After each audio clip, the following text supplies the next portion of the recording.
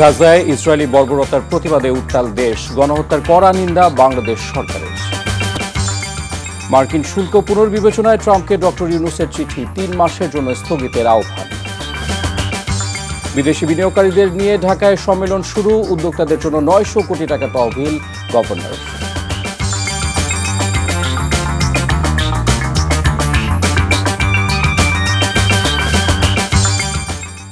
আসসালামু আলাইকুম, মোহাম্মদ ইফতেখার স্বাগত জানাচ্ছি এনটিভির মধ্যরাতের খবরে। ক্রাউন সিমেন্ট শিরোনাম দেখছিলেন, এবার চলে যাব পুরো খবরে। গাজায় ইসরায়েলি গণহত্যা ও নৃশংসতার প্রতিবাদে ঘোষিত বিশ্বব্যাপী ধর্মঘটের প্রতি সংহতি জানিয়ে সোমবার ক্লাস পরীক্ষা কার্যক্রম বর্জন করেছে বিভিন্ন শিক্ষা প্রতিষ্ঠানের শিক্ষার্থীরা। ঢাকা বিশ্ববিদ্যালয় সহ শিক্ষা প্রতিষ্ঠানগুলোতে সংহতি মিছিলের পাশাপাশি হয়েছে বিক্ষোভ সমাবেশ। বায়তুল মোকাররম মসজিদের উত্তর গেটে বিক্ষোভ করেছেন মুসল্লিরা। অবিলম্বে গাজায় ইসরায়েলি হামলা ও নারকীয় হত্যাযজ্ঞ বন্ধের দাবি জানানো হয় এসব প্রতিবাদী কর্মসূচি থেকে। আপেল শাহরিয়ার জানাচ্ছেন বিস্তারিত। ফিলিস্তিনের গাজা উপত্যকায় দখলদার ইসরায়েলি বাহিনীর চলমান বর্বরতার প্রতিবাদে উত্তাল ঢাকার রাজপথ। নারকীয় হত্যাযজ্ঞ বন্ধের দাবিতে এক কাতারে সামিল নানা শ্রেণী পেশার প্রতিবাদী নাগরিকরা।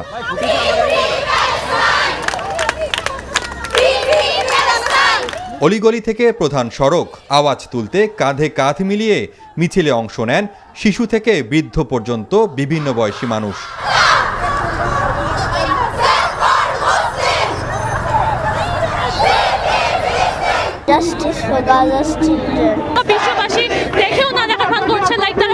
আমরা গাজাবাসীর পক্ষে রয়েছি, আমরা গাজাবাসীর জন্য আছি। হিউম্যানিটি ওইটার মূল্যবোধ থেকে শুধু একজন মুসলিম হিসেবে না, আপনি ইহুদি খ্রিস্টান যেই হন না কেন, যেইভাবে এখানে গণহত্যা চালানো হচ্ছে এটা বন্ধ করা দরকার। সোমবার সকাল থেকে শিক্ষা প্রতিষ্ঠানগুলোতে ক্লাস বর্জন করে বিক্ষোভ করেন ঢাকা বিশ্ববিদ্যালয় সহ রাজধানীর বেশিরভাগ শিক্ষা প্রতিষ্ঠানের শিক্ষার্থীরা। সমর্থন জানিয়ে কর্মবিরতি পালন করেন শিক্ষক কর্মকর্তা কর্মচারীরাও। ফিলিস্তিনিরা শুধু একা নয়, আমরা তাদের সাথে আছি। আমরা এই গ্লোবাল স্ট্রাইক সফল করার উদ্দেশ্যে ঢাকা কলেজ ছাত্ররাও আমরা কিন্তু এখানে মিলিত হয়েছি। প্যালেস্টাইনের জনগণের প্রতি এই নৃশংস বর্বরতা যেন অচিরেই বন্ধ হোক। সকাল থেকে ঢাকা বিশ্ববিদ্যালয়ের রাজু ভাস্কর্যের সামনে অবস্থান নিয়ে ইসরায়েলি আগ্রাসনের প্রতিবাদ জানান শিক্ষার্থীরা। ফিলিস্তিনের পতাকা হাতে খণ্ড খণ্ড মিছিল নিয়ে শিক্ষার্থীরা সমবেত হন। আন্দোলনকারী শিক্ষার্থীরা বলেন, ফিলিস্তিনিরা একা নন, এ সংগ্রাম মানবতার, এ লড়াই গোটা বিশ্বের মুক্তিকামীদের।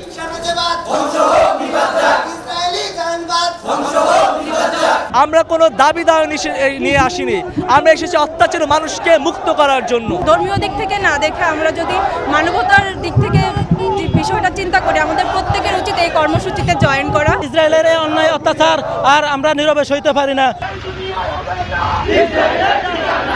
ইসরায়েলি গণহত্যার প্রতিবাদে মিছিল হয়েছে রাজধানীর বিভিন্ন স্থানে। মার্কিন দূতাবাসের পার্শ্ববর্তী নতুন বাজার এলাকায় বিক্ষোভ মিছিল করে শিক্ষার্থী সহ সাধারণ মানুষ। অবিলম্বে গণহত্যা বন্ধের দাবি জানান তারা। এদিকে বিক্ষোভ হয় জাতীয় মসজিদ বায়তুল মোকাররমের সামনেও। জোহরের পর মুসল্লিরা উত্তর গেটে অবস্থান নিয়ে বিক্ষোভ করেন। এ সময় বিভিন্ন জায়গা থেকে মিছিল এসে জড়ো হয়। সমালোচনা করেন আরব দেশগুলোর নীরব ভূমিকার। বিশ্বের মুসলমানরা যে শান্তিতে থাকতে পারবে, আমরা এই দাবি চাই। সমস্ত মুসলিম দেশ এক হইয়া যাতে এটা বন্ধ হয়। আমেরিকার বিরুদ্ধে যুদ্ধ ঘোষণা করা, আল্লাহ আমাদের সবাইকে হেদায়েত দান করুক, আমরা যেন সারা বিশ্বের মুসলিম একসাথে একত্র হতে পারি। ইসরায়েলি বর্বরতার প্রতিবাদে হাইকোর্ট প্রাঙ্গণে বিক্ষোভ সমাবেশ করেন আইনজীবীরা। এদিকে গাজায় মানবতা বিরোধী হত্যাযজ্ঞের প্রতিবাদে রাজধানীর কারণ বাজার এলাকায় স্টার্ক ফোয়ারার সামনে মিছিল ও সমাবেশ করেন বিভিন্ন প্রতিষ্ঠানের কর্মকর্তা কর্মচারীরা। এসব প্রতিবাদ কর্মসূচি থেকে গাজায় গণহত্যা বন্ধে জাতিসংঘ, ওআইসি, আরব লীগ সহ আন্তর্জাতিক সম্প্রদায়কে কার্যকর ভূমিকা নেওয়ার আহ্বান জানান বিক্ষুব্ধরা। Apel Shahriar, NTV news, Dhaka. ছাত্র জনতার পাশাপাশি ইসরায়েলি গণহত্যার প্রতিবাদে অংশ নেয় জামাত ইসলামী, ইসলামী ছাত্র শিবির ও এনসিপি সহ বিভিন্ন রাজনৈতিক দল ও সংগঠন।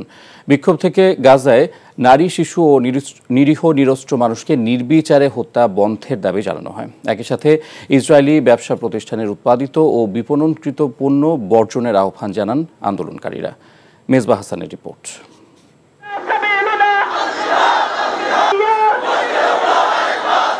দখলদার ইসরায়েলি বাহিনীর গাজা উপত্যকায় চলমান বর্বর গণহত্যার প্রতিবাদে সব মত ও পথ মিশেছে এক মিছিলে।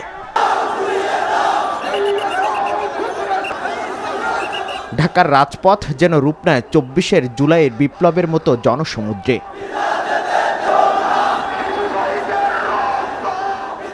প্রতিবাদে অংশ নিয়ে জুলাই বিপ্লবের নেতারা বলেন, বাংলাদেশে যেমন ৭১ ও জুলাই বিপ্লব এসেছে, ঠিক তেমনিভাবে এমন এক বিপ্লব এসে ফিলিস্তিনিদের মুক্ত করবে। প্যালেস্টাইন রাষ্ট্রকে আন্তর্জাতিকভাবে মুক্ত স্বাধীন রাষ্ট্র হিসেবে স্বীকৃতি দেওয়া হয়, এই আহ্বান আমরা বিশ্বের প্রত্যেকটি দেশ এবং সম্প্রদায়ের কাছে রাখতে চাই। ইসরায়েলি বাহিনীর দখলদারিত্বের তীব্র প্রতিবাদ জানিয়ে জাতীয় মসজিদ বাইতুল মোকাররমে জড়ো হন বাংলাদেশ ইসলামী ছাত্র শিবির ও জামাত ইসলামীর নেতাকর্মীরা। ইসরায়েলি বাহিনীর মুসলমান নিধনের বিরুদ্ধে বিশ্বব্যাপী ঐক্যমত গড়ে তোলার আহ্বান জানান নেতারা। 200 কোটি মুসলিমকে আগামী দিনে ওই ইসরায়েলি বাহিনীর দাঁত ভাঙা জবাব দেওয়ার জন্য যেভাবে ঐক্যবদ্ধ কর্মসূচি নিয়ে মাঠে নামার কথা ছিল, আজকে মুসলিম উম্মার প্রতিটি রস ব্যর্থতার পরিচয় দিয়েছে। রাজধানীর মহাখালী এলাকায়ও বিক্ষোভ করেন জামাত ইসলামীর হাজারো নেতাকর্মী। এ সময় নেতারা বিশ্ববাসীর প্রতি আহ্বান জানান নির্যাতিত নিপীড়িত ফিলিস্তিনবাসীর পক্ষে দাঁড়ানোর। হত্যাকাণ্ডের এই খেলা বন্ধ করুন, যদি বন্ধ করা না হয় গোটা পৃথিবীর মুসলিম উম্মত ঐক্যবদ্ধ আন্দোলন গড়ে তুলতে বাধ্য হবে। ঢাকা সহ সারা দেশে প্রতিবাদী বিক্ষোভ করে বিভিন্ন রাজনৈতিক সামাজিক সংগঠনগুলো। ফিলিস্তিনি হামলার শিকার মানুষের পাশে দাঁড়াতে বিশ্ব বিবেকের প্রতি আকুতি জানান প্রতিবাদী মানুষ। Mezba Hasan, NTV news, Dhaka.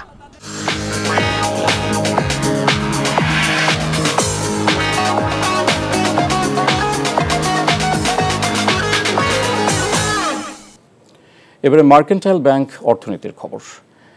গুরুত্বপূর্ণ খাতে বিদেশি বিনিয়োগকারীদের জন্য সম্ভাব্য সুযোগ তুলে ধরতে ঢাকায় শুরু হলো 4 দিনব্যাপী বাংলাদেশ ইনভেস্টমেন্ট সামিট। বিনিয়োগ উন্নয়ন কর্তৃপক্ষ বিডার আয়োজনে সোমবার রাজধানীর একটি হোটেলে অনুষ্ঠিত সামিটে অংশ নেয় 25 দেশের 70 জনের বেশি বিনিয়োগকারী। সম্মেলনের প্রথম দিন নবায়নযোগ্য শক্তি, ডিজিটাল অর্থনীতির পাশাপাশি স্টার্টআপে লাভজনক বিনিয়োগের সুযোগ নিয়ে আলোচনা হয়। সেলিম মালিকের রিপোর্ট। 5 আগস্ট পরবর্তী শিল্প খাতের অস্থিরতা কাটিয়ে বিনিয়োগকারীদের আস্থা পুনরুদ্ধার ও দেশি বিদেশি বিনিয়োগ আকৃষ্ট করতে বিডার এই বিনিয়োগ সম্মেলন। বাংলাদেশ স্টার্টআপ কানেক্ট সেশনের মধ্য দিয়ে শুরু হয় সম্মেলনের আনুষ্ঠানিকতা। 25টি দেশের 70 জনের বেশি বিনিয়োগকারীর উপস্থিতিতে দিনভর অনুষ্ঠিত হয় 10টির বেশি সেশন, যেখানে বার্তা দেওয়া হয় সম্ভাবনাময় নতুন বাংলাদেশের নানা খাতে লাভজনক বিনিয়োগ সুযোগের। Ecosystem here in Bangladesh with many of the founders that we've been working with and investing in. This is going to support or boost the economic part of aspect of Bangladesh. অভিজ্ঞতা বাংলাদেশে খুব ভালো, আমার খুব ভালো লাগলো এখানে আসেন, আমার মনে হয় আপনার অনেক সুযোগ পাবে। বিডার নির্বাহী চেয়ারম্যান জানান, সংস্কারের মাধ্যমে দেশের বিনিয়োগ পরিবেশ উন্নত করছে সরকার। আর নতুন উদ্যোক্তাদের সহায়তায় প্রায় 900 কোটি টাকার বিশেষ তহবিল গঠনের উদ্যোগের কথা জানান কেন্দ্রীয় ব্যাংকের গভর্নর। 95% স্টার্টআপই ব্যর্থ হয়, তবে আমরা নিশ্চিত যে সরকার তাদের সহযোগিতা দিয়ে যাচ্ছে এবং একদিন তারা সফলতা অর্জন করবে। নতুন উদ্যোক্তাদের সহায়তা দিতে 800 থেকে 900 কোটি টাকার বিশেষ তহবিল গঠনের উদ্যোগ নেওয়া হয়েছে। দেশে বিনিয়োগের পরিবেশ উন্নয়নের সর্বোচ্চ চেষ্টা করছে সরকার। বিনিয়োগকারীদের যেন হয়রানির শিকার হতে না হয় সে বিষয়গুলো দেখা হচ্ছে। প্রতি বছর লাইসেন্স নবায়ন হয়রানি থেকেও তারা মুক্তি পাবে। সম্মেলন শেষে জানানো হয়, প্রথম দিনে 25টি বিদেশি ভেঞ্চার কোম্পানি অংশ নিয়েছে। এছাড়া চট্টগ্রামের 2টি বিশেষ অর্থনৈতিক অঞ্চল পরিদর্শনকারীদের কাছ থেকে আগামী 1 বছরের মধ্যে বিনিয়োগ পাওয়া যাবে বলে বিডার চেয়ারম্যান আশার কথা জানান। বিভিন্ন দেশ থেকে আসলে বিদেশিরা গিয়েছেন, চায়না থেকে, নেদারল্যান্ডস থেকে, অস্ট্রেলিয়া, ইন্ডিয়া। সেলিম মালিক, এনটিভি নিউজ, ঢাকা। বৈষম্য বিরোধী ছাত্র আন্দোলনে হত্যা মামলায় আন্তর্জাতিক অপরাধ ট্রাইব্যুনালের সাবেক প্রসিকিউটর ব্যারিস্টার তুরিন আফরোজকে গ্রেফতার করেছে উত্তরা পশ্চিম থানা পুলিশ। সোমবার রাত 10টার দিকে উত্তরা 3 নম্বর সেক্টরের 11 নম্বর রোডের বাসায় অভিযান চালিয়ে তাকে গ্রেফতার করা হয়। উত্তরা পশ্চিম থানার অফিসার ইনচার্জ হাফিজুর রহমান গ্রেফতারের বিষয়টি নিশ্চিত করেছেন। তিনি জানান, উত্তরা পশ্চিম থানা ছাড়াও নীলফামারীতে তার বিরুদ্ধে একাধিক মামলা রয়েছে। তার বিরুদ্ধে হত্যা চেষ্টা মামলাও রয়েছে। গাজার নির্যাতিত জনগণের প্রতি সংহতি জানিয়ে স্বাধীনতা কনসার্ট সাময়িক স্থগিত করেছে সবার আগে বাংলাদেশ ফাউন্ডেশন। ঢাকা, চট্টগ্রাম, খুলনা ও বগুড়ায় পূর্ব নির্ধারিত স্বাধীনতা কনসার্ট আগামী শুক্রবার একদিন পিছিয়ে পরের দিন শনিবার সার্বজনীনভাবে উদযাপন করার সিদ্ধান্তকে সাময়িক স্থগিত করেছে সবার আগে বাংলাদেশ ফাউন্ডেশন। সবার আগে বাংলাদেশ ফাউন্ডেশন গাজা ও রাফায় ইসরায়েলের বর্বরোচিত গণহত্যার তীব্র নিন্দা ও প্রতিবাদ জানায়। একই সাথে শহীদ এবং যুদ্ধাহত ফিলিস্তিনিদের প্রতি সহমর্মিতা প্রকাশ করে সোমবার বিশ্বব্যাপী ওয়ার্ল্ড স্টপস ফর গাজা কর্মসূচির প্রতি সংহতি প্রকাশ করে। সবার আগে বাংলাদেশ ফাউন্ডেশনের সভাপতি শহীদ উদ্দিন চৌধুরী অ্যানি ইসরায়েলের মানবতা বিরোধী আগ্রাসনের প্রতিবাদে দেশের আপামর জনগণকে সোচ্চার হওয়ার অনুরোধ জানিয়েছেন। স্বাধীনতা কনসার্টটি ঢাকার মানিক মিয়া অ্যাভিনিউর পাশাপাশি একই দিনে চট্টগ্রাম, খুলনা ও বগুড়ায় আলাদা আলাদা ভেন্যুতে অনুষ্ঠিত হওয়ার কথা ছিল। মেক্সিকোতে নিযুক্ত বাংলাদেশের রাষ্ট্রদূত মুশফিকুল ফজল আনসারি বলেছেন, ডক্টর মোহাম্মদ ইউনূসের সরকার দেশের জনগণের ভোটাধিকার ফিরিয়ে দেওয়ার জন্য কাজ করে যাচ্ছে। গেল শুক্রবার স্থানীয় সময় সন্ধ্যায় নিউ ইয়র্কে বাংলাদেশ কনসুলেটে এক মতবিনিময় সভায় তিনি কথা বলেন। কনসাল জেনারেল ডক্টর নাজমুল হুদার সঞ্চালনায় এতে যুক্তরাষ্ট্র বিএনপির নেতাকর্মী ছাড়াও বিচারক, ব্যবসায়ী, আইনজীবী, সাংবাদিক সহ নানা পেশার প্রবাসীরা উপস্থিত ছিলেন। রাষ্ট্রদূতের দায়িত্ব নেওয়ার পর বাংলাদেশ কনসুলেটে মুশফিকুল ফজল আনসারির এটি ছিল প্রথম শুভেচ্ছা সফর। স্বৈরাচার হাসিনা পতন আন্দোলনে নিউ ইয়র্কের মানুষের নানা সহযোগিতার কথা তিনি কৃতজ্ঞচিত্তে স্মরণ করেন। ওই সময়ে যুক্তরাষ্ট্রে তাকে মানসিক যন্ত্রণা দেওয়া নানা স্মৃতিচারণ করতে গিয়ে বাকরুদ্ধ হয়ে পড়েন। তিনি বলেন, বর্তমান সরকারের প্রধান উপদেষ্টা ডক্টর মোহাম্মদ ইউনূসের প্রতি বিশ্ব নেতাদের সমর্থন রয়েছে। সারা দুনিয়া মনে করে যে প্রফেসর মোহাম্মদ ইউনূসের নেতৃত্বাধীন সরকার বাংলাদেশের জনগণের আমানতদারি ফেরত দিতে পারবে, মানুষের ভোটাধিকার প্রতিষ্ঠা করতে পারবে, গণতন্ত্রের যে ধারা সেটিকে বজায় রাখতে পারবে এবং ফ্রিডম অফ প্রেস এবং ফ্রিডম অফ এক্সপ্রেশনকে আপহোল্ড করবে, হিউম্যান রাইটসকে আপহোল্ড করবে এবং সারা দুনিয়ার এই তার প্রতি বাংলাদেশের মানুষের যেরকম আস্থা বহির্বিশ্বেরও সেরকম আস্থা আছে। পবিত্র ঈদ উল ফিতর উপলক্ষে কুমিল্লা জেলার লাঙ্গলকোট থানার উত্তর মাহিনী সমাজ কল্যাণ পরিষদের উদ্যোগে ঈদ পুনর্মিলনী ও মতবিনিময় অনুষ্ঠানের আয়োজন করা হয়। এনটিভি বাহরাইন প্রতিনিধি সৈয়দ মামুন হোসেন জানান, সমাজ কল্যাণের প্রতিষ্ঠাতা সভাপতি একরামুল হক হাজারীর সভাপতিত্বে সমাজ কল্যাণের সেক্রেটারি হারুন হাজারীর সঞ্চালনায় প্রধান অতিথি ছিলেন মাওলানা রিদওয়ান মজুমদার। বিশেষ অতিথি ছিলেন সিনিয়র সহ সভাপতি ইমাম হোসেন লিটন সহ সভাপতি স্বপন হাজারী, অর্থ সম্পাদক মহিবুল্লাহ হাজারী, আলাউদ্দিন, শফিউল্লাহ লিটন, আবুল কাশেম, জাফর আহমেদ খন্দকার, খোরশেদ আলম হাজারী, দুলাল দেলওয়ার হোসেন হাজারী, রবিউল হক, জসিমউদ্দিন সুমন ও হায়াতুন নবী মিয়াজি। উক্ত অনুষ্ঠানে আরও উপস্থিত ছিলেন উত্তর মাহিনীর সকল প্রবাসী সদস্য। প্রতিষ্ঠানটি 2012 সালে প্রতিষ্ঠা লগ্ন থেকে প্রায় 1 কোটি টাকা উত্তর মাহিনী সমাজ কল্যাণ গণকবরস্থান, নিঃস্ব অসহায়দের মাঝে 8টি বসতঘর নির্মাণ, অসুস্থ মানুষের চিকিৎসা, রমজান মাসে ইফতার সামগ্রী, ঈদ উপলক্ষে ঈদ সামগ্রী এবং সমাজ সেবামূলক বিভিন্ন কাজ করে আসছে। আর দেশে এই সকল কর্মসূচি বাস্তবায়ন করেন উপদেষ্টা ইসহাক হাজারী, মেম্বার সমাজ কল্যাণ সভাপতি ফয়েজউল্লাহ হাজারী, মীর হোসেন হাজারী, মাস্টার আলাউদ্দিন, আবুল কালাম, খোরশেদ আলম ভুইয়া, শহীদুল্লাহ হাজারী সহ আরও অনেকে।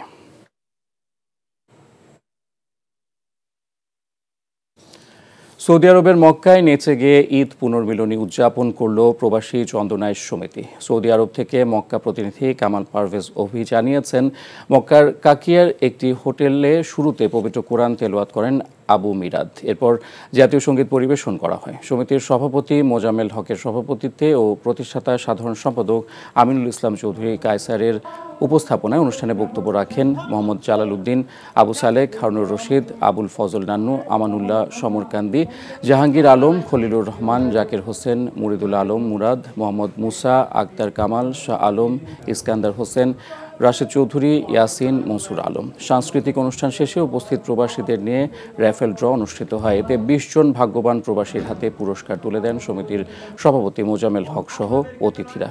পুরো অনুষ্ঠান জুড়ে ছিল চন্দনেশবাসীর মিলন মেলা। ছেলে মেয়েদের মাঝে ছিল খুশির ছোঁয়া। এ যেন প্রবাসের মধ্যে এক টুকরো বাংলাদেশ। শেষে চট্টগ্রামের ঐতিহ্যবাহী মেজবানের আয়োজন করা হয়।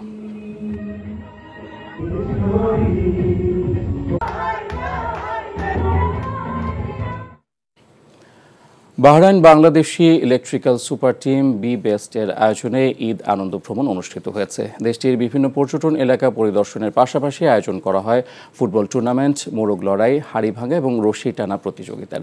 এনটিভি বাহরাইন প্রতিনিধি সৈয়দ মামুন হোসেন জানান, এতে বাংলাদেশি বিভিন্ন পেশাজীবী মানুষের স্বতঃস্ফূর্ত অংশগ্রহণ ছিল। অনুষ্ঠানে সভাপতিত্ব করেন বি বেস্ট টিমের সভাপতি জনাব জহিরুল ইসলাম। অনুষ্ঠানে আরও উপস্থিত ছিলেন বাংলাদেশ কমিউনিটির বিশিষ্ট ব্যবসায়ী ও বাহরাইন বিজনেস ফোরামের আন্তর্জাতিক বিষয়ক সম্পাদক আব্দুল হান্নান, বি বেস্টের সাধারণ সম্পাদক আবু নাসের, কোঅর্ডিনেটর ওবায়দুল্লাহ, সাংগঠনিক সম্পাদক মাইনুদ্দিন, প্রচার সম্পাদক হাবিবুর রহমান, অর্থ সম্পাদক কামাল উদ্দিন খান সহ কমিটির সকল নেতৃবৃন্দ এবং সদস্যরা। অনুষ্ঠান শেষে অতিথিরা বিজয়ীদের হাতে পুরস্কার তুলে দেন।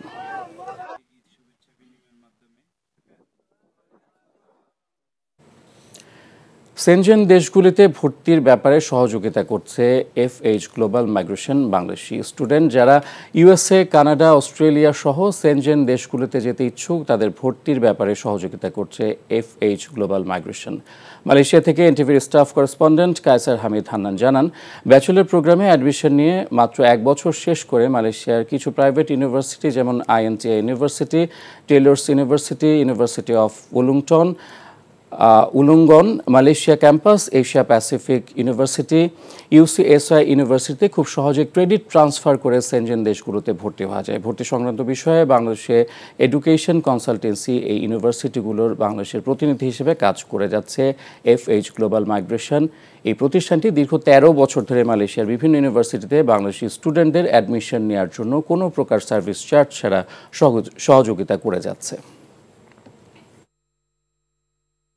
প্রিয় শিক্ষার্থী এবং অভিভাবকবৃন্দ, আসসালামু আলাইকুম। আমি ওমর ফারুক, কর্ণধার FH গ্লোবাল মাইগ্রেশন। আপনারা জানেন FH গ্লোবাল মালয়েশিয়া বেসড একটি এডুকেশন কনসালটেন্সি এবং আমাদের ঢাকা মহাখালী ডিভাইসেস অফিস আছে। আমরা দীর্ঘ 13 বছর ধরে মালয়েশিয়ার 40-এর অধিক ইউনিভার্সিটি রিপ্রেজেন্ট করি এবং বেশ কিছু স্কুলে রিপ্রেজেন্ট করি।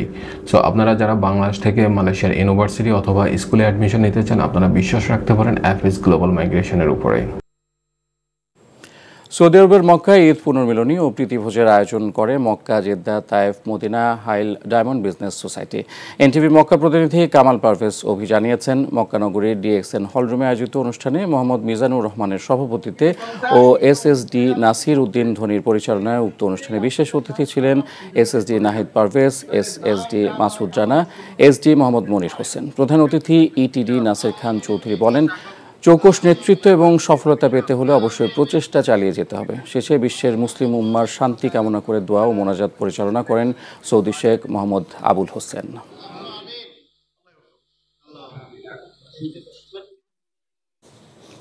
মালয়েশিয়ায় অধ্যয়নরত বাংলাদেশি শিক্ষার্থীদের হাঙ্গেরি উচ্চশিক্ষার সুযোগ বাড়াতে একসঙ্গে কাজ করবে মালয়েশিয়া ভিত্তিক শীর্ষস্থানীয় বিদেশে পড়াশোনা পরামর্শদাতা সংস্থা নলেজ হাব। মালয়েশিয়া থেকে এনটিভির স্টাফ করেসপন্ডেন্ট কায়সার হামিদ হান্নান জানান, কুয়ালালামপুরের বুকিত বিন্তাংয়ে ট্রাইবেকাব রেগাস অফিসে হাঙ্গেরি থেকে আসা প্রতিনিধির সাথে নলেজ হাবের সাথে চুক্তি স্বাক্ষরিত হয়েছে। চুক্তি স্বাক্ষরিত অনুষ্ঠানে উপস্থিত ছিলেন নলেজ হাবের প্রতিষ্ঠাতা ও CEO মিস্টার আরিফ সাইদ, হাঙ্গেরির পেইজ ইউনিভার্সিটির প্রতিনিধি সাবা ফারাগো। আগামী 5 বছরের জন্য হাঙ্গেরি উচ্চশিক্ষা ও ক্যারিয়ারের সুযোগ বৃদ্ধিতে একসঙ্গে কাজ করবে উভয় প্রতিষ্ঠান। এতে করে মালয়েশিয়া থেকে উচ্চশিক্ষা সম্পন্নকারী বাংলাদেশি শিক্ষার্থীরা এই এক্সক্লুসিভ পার্টনারশিপের মাধ্যমে মালয়েশিয়া, বাংলাদেশ এবং বিশ্বের যে কোনো স্থান থেকে বাংলাদেশি শিক্ষার্থীরা নলেজ হাবের সহায়তায় এই বিশ্ববিদ্যালয়ে ভর্তি হতে পারবেন। তাছাড়া নলেজ হাবের প্রতিষ্ঠাতা ও CEO মিস্টার আরিফ সাইদ এনটিভিকে জানান যে বাংলাদেশি শিক্ষার্থীরা এখন হাঙ্গেরির একটি মর্যাদাপূর্ণ পাবলিক বিশ্ববিদ্যালয়ে সাশ্রয়ী মূল্যে উচ্চশিক্ষা গ্রহণের সুযোগ পাবেন। বিশ্ববিদ্যালয়টি মেডিসিন, ডেন্টিস্ট্রি, ইঞ্জিনিয়ারিং, কম্পিউটিং, ব্যবসা, চারুকলা এবং সামাজিক বিজ্ঞান সহ বিভিন্ন বিষয়ে কোর্স অফার করে। বর্তমানে পেইজ ইউনিভার্সিটিতে প্রায় 25,000 শিক্ষার্থী অধ্যয়নরত, যার মধ্যে প্রায় 6,000 আন্তর্জাতিক শিক্ষার্থী রয়েছে। গাজায় ইসরায়েলি বর্বরতার প্রতিবাদে উত্তাল দেশ, গণহত্যার কড়া নিন্দা বাংলাদেশ সরকারের। মার্কিন শুল্ক পুনর্বিবেচনায় ট্রাম্পকে ডক্টর ইউনূসের চিঠি, 3 মাসের জন্য স্থগিতের আহ্বান। বিদেশি বিনিয়োগকারীদের নিয়ে ঢাকায় সম্মেলন শুরু, উদ্যোক্তাদের জন্য 900 কোটি টাকার তহবিল গভর্নর। আর এই ছিল মধ্যরাতের খবরে। এই খবরের ভিডিও সহ আপডেট জানতে ভিজিট করুন এনটিভি অনলাইন www.ntvbd.com। এছাড়াও এনটিভির জনপ্রিয় সব অনুষ্ঠান ও খবরের আপডেট জানতে ভিজিট করুন আমাদের ইউটিউব ও ভেরিফাইড ফেসবুক পেজ। সকাল 7:30টায় সকালের খবর দেখার আমন্ত্রণ রইল। ধন্যবাদ সবাইকে, শুভরাত্রি।